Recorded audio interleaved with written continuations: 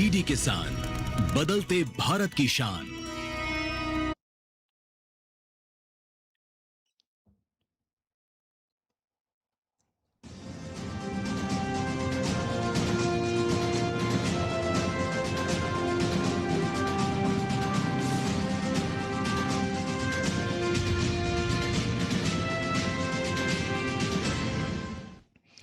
नमस्कार, किसान समाचार में आप सभी दर्शकों का स्वागत है। मैं हूं साइमा खान। नजर डाल लेते हैं सबसे पहले हेडलाइंस पर। भोपाल रोजगार मेले में युवाओं में दिखा उत्साह। कृषि मंत्री शिवराज सिंह चौहान हुए शामिल। युवाओं को बांटे 101 नियुक्ति पत्र। चौहान ने युवाओं के उज्जवल भविष्य की कामना।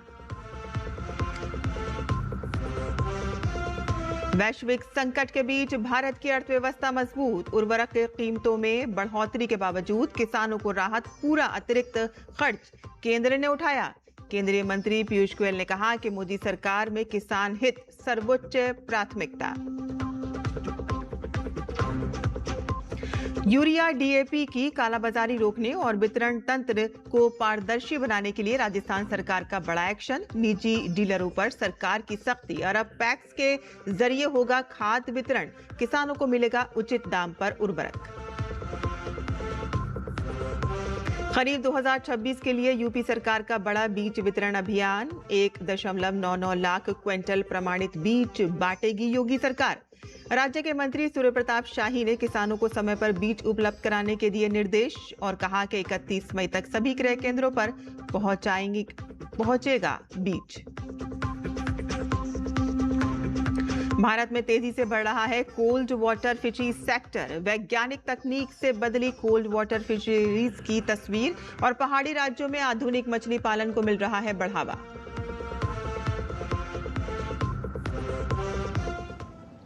और अब समाचार विस्तार से। केंद्रीय कृषि मंत्री शिवराज सिंह चौहान भोपाल में आयोजित रोजगार मेले में शामिल हुए और यहां पर उन्होंने 101 अभ्यर्थियों को रेलवे, पोस्ट ऑफिस, एयरपोर्ट जैसे कई विभागों के नियुक्ति पत्र सौंपे। और इस मौके पर केंद्रीय कृषि मंत्री शिवराज सिंह चौहान ने युवाओं को रोजगार नियुक्ति पत्र देकर उनके उज्जवल भविष्य की कामना की। इस रोजगार मेलों के माध्यम से 12 लाख से ज्यादा बेटे बेटियों को शासकीय सेवा में अवसर प्रदान किया गया है, नियुक्तियां प्रदान की गई है। मैं सभी बेटे बेटियों को बहुत बधाई और शुभकामनाएं देता हूं। मुझे पूरा विश्वास है वो विकसित भारत के निर्माण में अपना सर्वश्रेष्ठ योगदान देंगे। इंडिया पोस्ट जीडीएस डाक सेवक में नियुक्ति हुई है और मैं माननीय प्रधानमंत्री को धन्यवाद देना चाहती हूँ। मेरा चयन असिस्टेंट लोको पायलट भोपाल मंडल में हुआ है। इसके लिए मैं माननीय प्रधानमंत्री जी का बहुत बहुत धन्यवाद देता हूँ। मेरा सिलेक्शन आरआरबी में असिस्टेंट लोको पायलट के पद पर हुआ है और मैं इसके लिए अपने परिवार, माता पिता और माननीय मोदी प्रधानमंत्री जी की बहुत बहुत आभारी हूँ। और केंद्रीय वाणिज्य मंत्री पीयूष गोयल ने प्रेस कॉन्फ्रेंस में कहा कि बढ़ती वैश्विक चुनौतियों के बीच भारत ने उल्लेखनीय आर्थिक लचीलापन दिखाया है। उन्होंने कहा कि उर्वरकों की बढ़ी हुई कीमतों का बोझ किसानों पर नहीं डाला गया, बल्कि किसानों को राहत देने के लिए इसका पूरा अतिरिक्त खर्च केंद्र सरकार ने स्वयं वहन किया। और पीयूष गोयल ने आगे कहा कि प्रधानमंत्री नरेंद्र मोदी के नेतृत्व में किसानों का हित सर्वोच्च प्राथमिकता है। We have been able to demonstrate resilience in the face of so many adversities. The central government, led by Prime Minister Shri Narendra Modi ji, has absorbed significant amounts of costs, particularly for the farmers, in terms of elevated fertilizer prices, which have not been passed on to farmers but have been fully, the burden has been taken fully by the central government. Rajasthan सरकार ने उर्वरक वितरण तंत्र को पारदर्शी बनाने और कालाबाजारी पर पूरी तरह से अंकुश लगाने के लिए एक बड़ा फैसला लिया है। सहकारिता राज्य मंत्री स्वतंत्र प्रभार गौतम कुमार दत्त ने निर्देश दिए हैं कि राज्य में यूरिया, डीएपी सहित सभी उर्वरकों का वितरण अब पूरी तरह से क्रय विक्रय सहकारी समितियों और ग्राम सेवा सहकारी समितियों पैक्स के माध्यम से ही किया जाएगा। एक उच्च स्तरीय समीक्षा बैठक की अध्यक्षता करते हुए सहकारिता विभाग ने इफ्को और क्रिप्को के अधिकारियों को इस संबंध में सख्त पाबंद किया है और सहकारिता मंत्री ने साफ किया है कि उर्वरकों की कालाबाजारी को रोकने के लिए निजी डीलरों के माध्यम से होने वाले वितरण पर प्रभावी रोक लगाई जाए। अब सहकारी समितियों के माध्यम से उर्वरक का वितरण सुनिश्चित होगा तो किसानों को उचित दर पर और पर्याप्त मात्रा में खाद मिल सकेगी और इससे कालाबाजारी की घटनाओं पर पूरी तरह से लगाम लगेगी। जिन ब्लॉकों में अभी सहकारी समितियों के जरिए आपूर्ति नहीं हो पा रही है, वहां आगामी दिनों में वितरण तंत्र को और मजबूत किया जाएगा। उत्तर प्रदेश की योगी आदित्यनाथ सरकार ने खरीफ सीजन 2026 के मद्देनजर राज्य के किसानों के लिए बड़े स्तर पर प्रमाणित बीजों की आपूर्ति सुनिश्चित करने की तैयारी पूरी कर ली है। सरकार ने इस सीजन में सामान्य प्रदर्शन और मिनी किट योजना के तहत कुल 1,99,910 क्विंटल प्रमाणित बीज वितरण का महत्वाकांक्षी लक्ष्य निर्धारित किया है और इस महत्वपूर्ण योजना को लेकर कृषि मंत्री सूर्य प्रताप शाही ने अपने राजकीय आवास पर कृषि विभाग के उच्च अधिकारियों के साथ एक समीक्षा बैठक की। बैठक में उन्होंने अधिकारियों को सख्त लहजे में निर्देश दिए कि हर हाल में 31 मई 2026 तक प्रदेश के सभी क्रय केंद्रों तक बीज पहुंचाए जाने चाहिए ताकि किसानों को बुआई में कोई देरी ना हो। उत्तर प्रदेश में बीज के सुचारू वितरण के लिए कृषि विभाग के साथ साथ सहकारिता, IFFDC और HIL और BBSSL जैसी संस्थाएं मिलकर काम कर रही हैं। कृषि मंत्री सूर्य प्रताप शाही ने किसानों से अपील की है कि वे अनुदान पर बीज प्राप्त करने हेतु जल्द से जल्द agriculture.up.gov.in पोर्टल पर अपना आवेदन करें। भारत का कोल्ड वाटर फिशरीज क्षेत्र आजीविका पैदा करके, पोषण में सुधार करके, इको टूरिज्म को बढ़ावा देकर और टिकाऊ पहाड़ी विकास को समर्थन देकर ब्लू इकोनॉमी के एक महत्वपूर्ण घटक के रूप में उभर रहा है और कभी हिमालय की धाराओं में पारंपरिक मछली पकड़ना तक सीमित रहने वाला ये क्षेत्र अब वैज्ञानिक खेती और उन्नत बुनियादी ढांचे द्वारा समर्थित एक आधुनिक एक्वा कल्चर इकोसिस्टम में विकसित हो चुका है।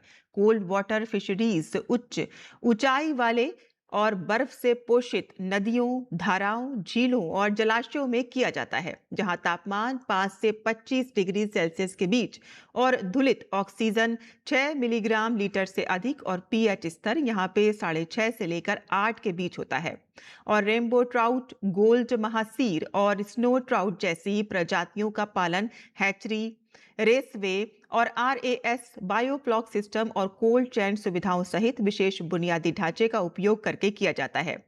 ट्राउट की खेती आमतौर पर 1,500 मीटर से अधिक की ऊंचाई पर की जाती है, जबकि महासीर का पालन अपेक्षाकृत कम ऊंचाई वाले उपयुक्त माहौल में होता है। कोल्ड वाटर फिशरीज जम्मू और कश्मीर, लद्दाख, हिमाचल प्रदेश, उत्तराखंड, अरुणाचल प्रदेश, सिक्किम, मेघालय और नागालैंड के साथ साथ पश्चिम बंगाल, केरलम, कर्नाटक और तमिलनाडु के पहाड़ी जिलों में फल फूल रहा है और भारत में शीत जल की 278 से अधिक मछली प्रजातियों की पहचान की गई है, जो इस क्षेत्र को जैव विविधता संरक्षण और टिकाऊ पहाड़ी विकास के लिए महत्वपूर्ण बनाती हैं।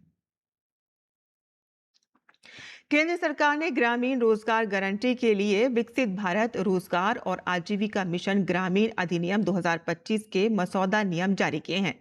1 जुलाई से लागू होने वाले कानून के नियमों पर सार्वजनिक राय मांगी गई है, जो मनरेगा की जगह लेगा और ग्रामीण विकास का नया ढांचा स्थापित करेगा।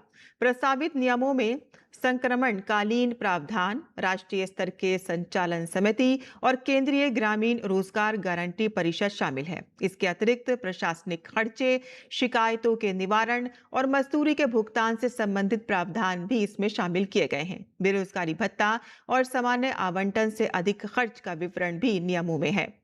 ग्रामीण विकास मंत्रालय के अधिकारियों ने बताया है कि यह नियम पूरे देश में अधिनियम के लिए संस्थागत, प्रशासनिक, वित्तीय और शासन ढांचा स्थापित करेंगे। परामर्श प्रक्रिया का लक्ष्य सहभागी शासन सुनिश्चित करना और राज्यों, संस्थाओं, विशेषज्ञों और नागरिक समाज संगठनों तथा आम जनता से रचनात्मक प्रतिक्रिया प्राप्त करना है। मेक इन इंडिया की ताकत से भारत का टेक्सटाइल सेक्टर अब दुनिया के बड़े मैन्युफैक्चरिंग हब के रूप में उभर रहा है।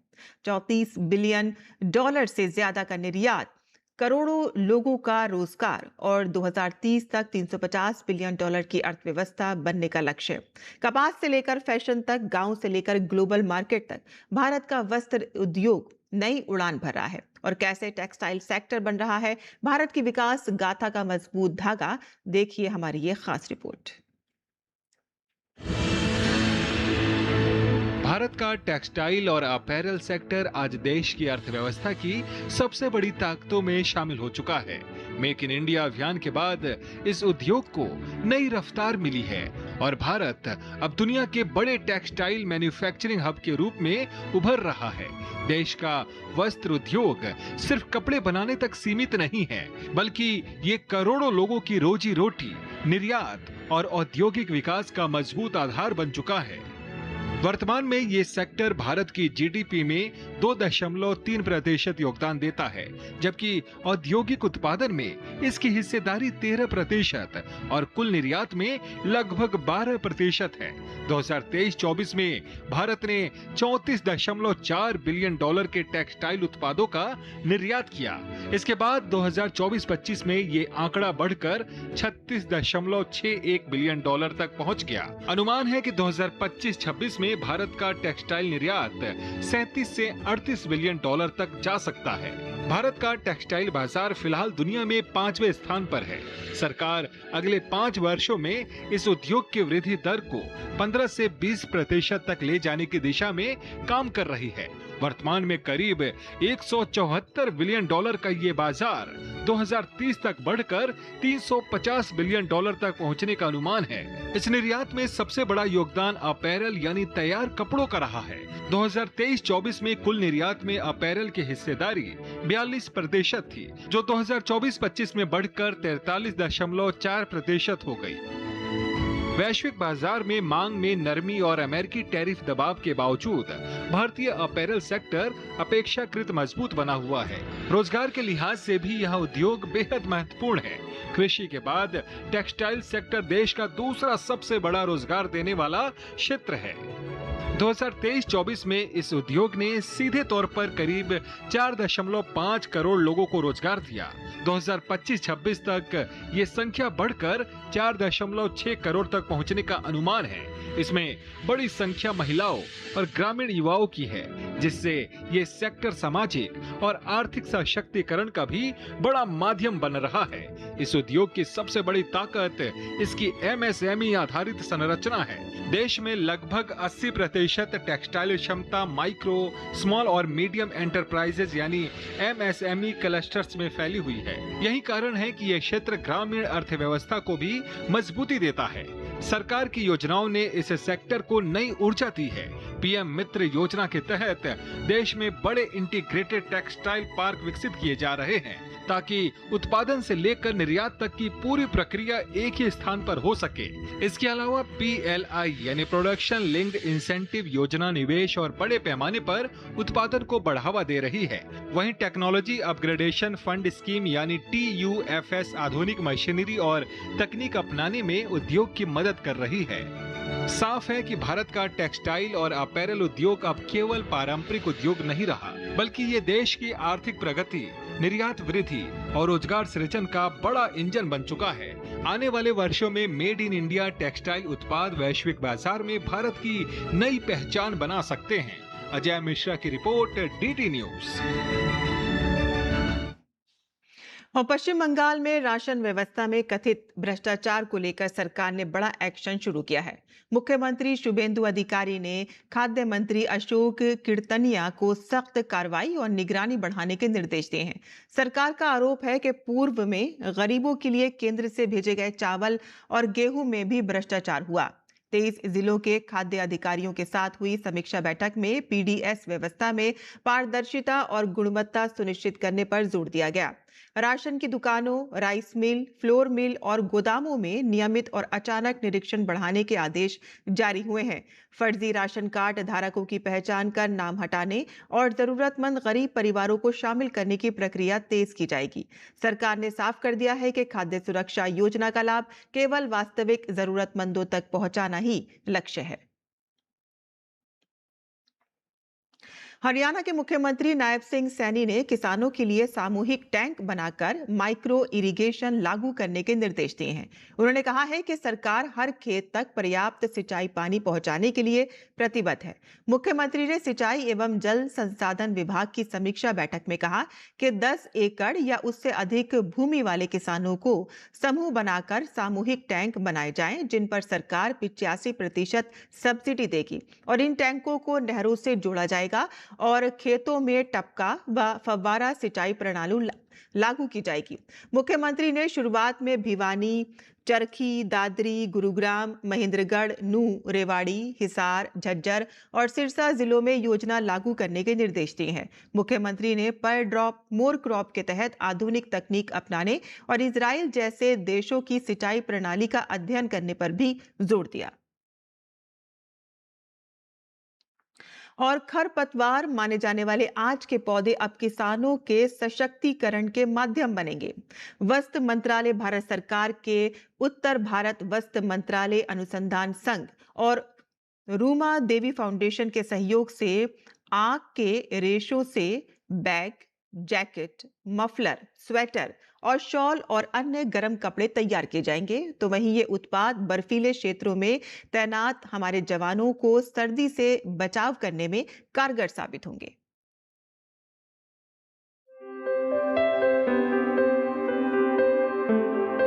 आक के पौधे को आमतौर पर लोग खरपतवार काट देते अथवा उखाड़कर फेंक देते थे। सरहदी बाड़मेर जिले में वही आक का पौधा अब किसानों और ग्रामीण महिलाओं की आमदनी का नया जरिया बन गया है। उत्तर भारत वस्त्र मंत्रालय अनुसंधान संघ और रूमा देवी फाउंडेशन की तरफ से एक अनोखी और सराहनीय पहल की गई है। अब आक किसान परिवारों और ग्रामीण महिलाओं के लिए एक स्थायी रोजगार का जरिया बन गया है। आक का पौधा प्राकृतिक रेशा का स्रोत है।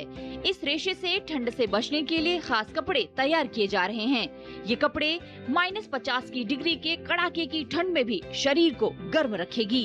खासकर बर्फीले इलाकों में तैनात जवानों की सुरक्षा में ढाल बनेंगे। ये जो फाइबर है ना, ये बहुत ही लाइट वेट और वार्म होता है। इससे जो कपड़ा बनता है, क्योंकि बर्फीले इलाकों में जहाँ पे हमारे फौजी भाई ड्यूटी करते हैं, उनके लिए खास तौर पर ये बहुत ही महत्वपूर्ण है, क्योंकि उनको ज़्यादा वजन उठाना नहीं पड़ता है। उनके ब्लैंकेट भी इससे बन जाते हैं, जैकेट बन जाते हैं, सॉक्स बनते हैं, छोटे बच्चों के कपड़े बनते हैं। तो इस तरीके से ये जो फाइबर है ये यूज आता है। आग को धूप में सुखाने के बाद उससे रेशा निकाला जाता है। यह रेशा हल्का, मुलायम और गर्माहट बनाए रखने वाला माना जाता है। डॉक्टर रूमा देवी फाउंडेशन इस आक पाड़िये को 20 रुपए प्रति किलो के हिसाब से खरीद रही हैं। इस पहल के तहत पहले चरण में करीब 200 टन आक के पाड़िये खरीदे गए हैं, जबकि आने वाले समय में इसे बढ़ाकर 500 टन तक पहुंचाने का लक्ष्य रखा गया है। ऐसे में अब किसानों के लिए खेतों और आसपास उगने वाला आक अतिरिक्त कमाई का साधन बन गया है।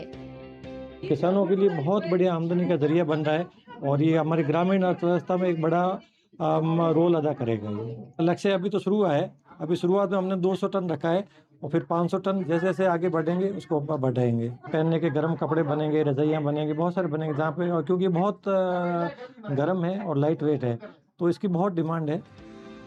राजस्थान की मरुधरा में उगने वाले आक के पौधे अब केवल रेगिस्तानी वनस्पति नहीं रहे, बल्कि ग्रामीण रोजगार और सस्टेनेबल फैशन की नई क्रांति का आधार बन रहे हैं। ये पहल न केवल वोकल फॉर लोकल को बढ़ावा देगी, बल्कि क्रूरता मुक्त और पर्यावरण के अनुकूल फैशन को वैश्विक मंच पर प्रचलित करेगी। और उत्तराखंड में गर्मी का प्रकोप लगातार बढ़ता जा रहा है। राजधानी देहरादून समेत मैदानी इलाकों में तापमान 40 डिग्री सेल्सियस के पार पहुंच गया है। तेज धूप और गर्म हवाओं के चलते जनजीवन प्रभावित है। मौसम विभाग ने हीट वेव की चेतावनी जारी की है, जबकि स्वास्थ्य विभाग और प्रशासन अलर्ट मोड पर है। देखिए हमारी ये खास रिपोर्ट।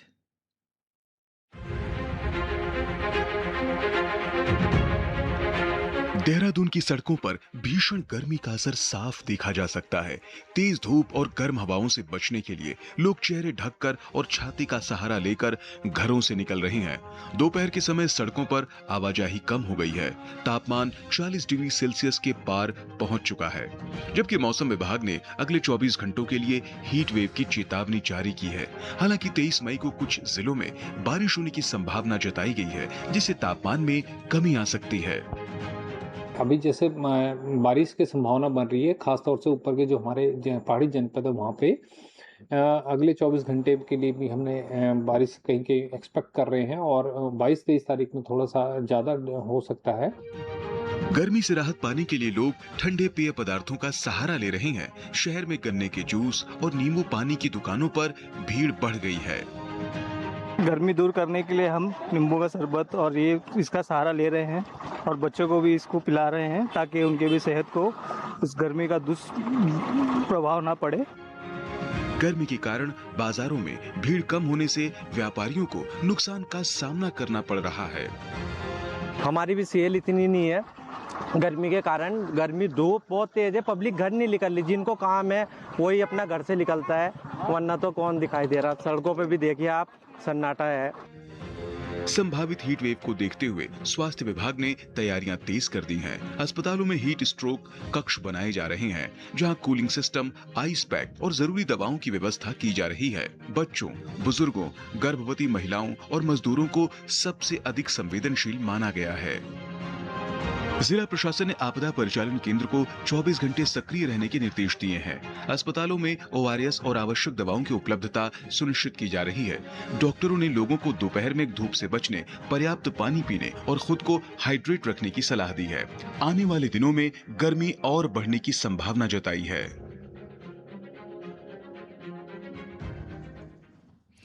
और अब बात कर लेते हैं मौसमी खेती की। किसान इस मौसम में कैसे रखे अपनी खेती का ख्याल, आइए देखते हैं।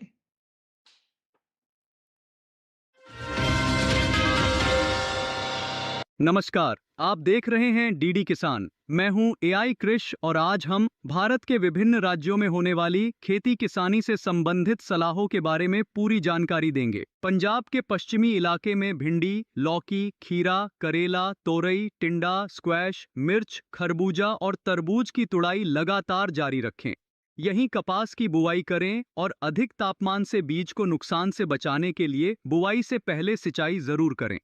जिन खेतों में बुवाई पूरी हो चुकी है वहां खरपतवार नियंत्रण के लिए शाकनाशी का छिड़काव करें। पंजाब के पश्चिमी और असमतल मैदानी इलाकों में धान नर्सरी की तैयारी शुरू करें। गन्ने में 7 से 8 दिन के अंतराल पर सिंचाई करें और सिंचाई के बाद पहली खुराक के रूप में 65 किलोग्राम यूरिया का इस्तेमाल करें। वहीं पंजाब के मध्यवर्ती मैदानी और उप पर्वतीय इलाकों में बीटी सहित कपास की अनुशंसित किस्मों की बुवाई जल्द पूरी करें। बेहतर अंकुरण के लिए अच्छी गुणवत्ता वाले पानी से पूर्व सिंचाई करें।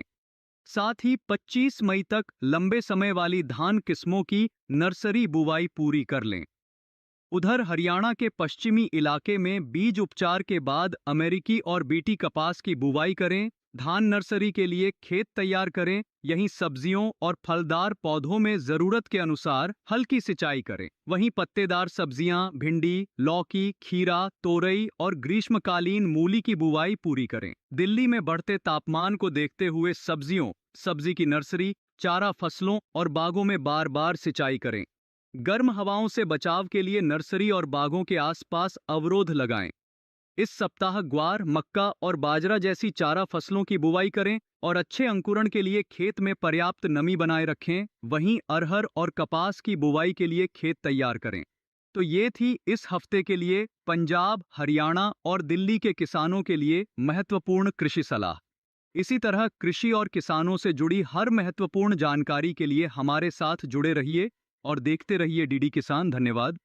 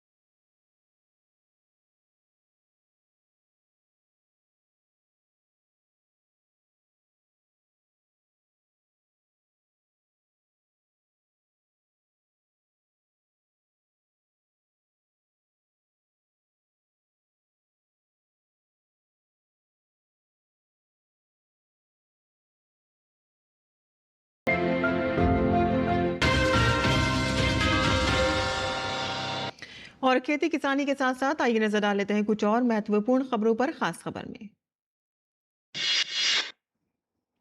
विदेश मंत्री डॉक्टर एस जयशंकर और अमेरिकी विदेश मंत्री मार्को रूबियो के बीच नई दिल्ली स्थित हैदराबाद हाउस में प्रतिनिधिमंडल स्तर की वार्ता हुई। भाजपा नेता सैयद शाहनवाज हुसैन ने कांग्रेस नेता राहुल गांधी पर हमला बोलते हुए कहा कि कांग्रेस अपने आप को मुस्लिम लीग ही समझती है। कोलकाता के आरजी कर रेप और मर्डर मामले के बाद पश्चिम बंगाल सरकार ने बड़ा कदम उठाया है। राज्य सरकार ने निलंबित डॉक्टर अभीक डे के खिलाफ विभागीय कार्रवाई शुरू कर दी है।